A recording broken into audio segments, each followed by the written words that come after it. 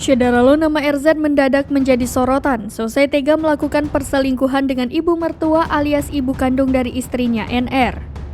Kasus perselingkuhan tersebut dibongkar NR lewat media sosial TikTok. NR kemudian menggugat cerai sang suami RZ pada 23 November 2022. Berdasarkan putusan Pengadilan Agama Serang nomor 3390-PDT-G-2022-PA-SRG, suami N tidak hadir dalam persidangan itu.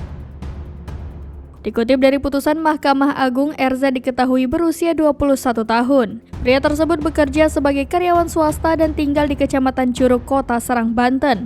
RZ menikah dengan NR pada 4 April 2021.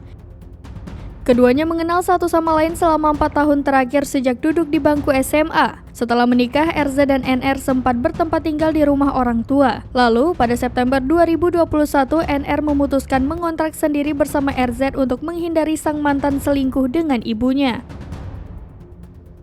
Perselingkuhan RZ dan ibu NR diketahui sudah berlangsung sejak sebelum mereka menikah. Tak hanya berselingkuh dengan ibu NR, RZ ternyata pernah memesan prostitusi online. Kendati demikian, NR tetap menikah dengan RZ lantaran percaya sang mantan suami tidak akan mengulangi kesalahan. Namun, perselingkuhan RZ dan ibu NR akhirnya terbongkar pada 16 November 2022 lalu karena kecurigaan dari para tetangga.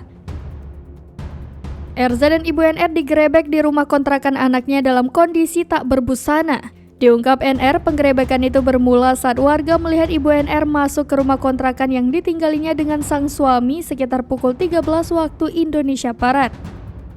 Saat itu rumah kontrakan itu hanya ada suami NR, sementara NR tidak berada di rumah karena sedang bekerja. Sebelum penggerebekan, warga sudah mencurigai gerak-gerik ibu kandung NR yang diduga memiliki hubungan khusus dengan RZ. Pasalnya, menurut NR sebulan sebelum kejadian penggerebekan itu, salah satu warga pernah melihat ibunya masuk ke rumah kontrakan NR dan NR tidak berada di rumah.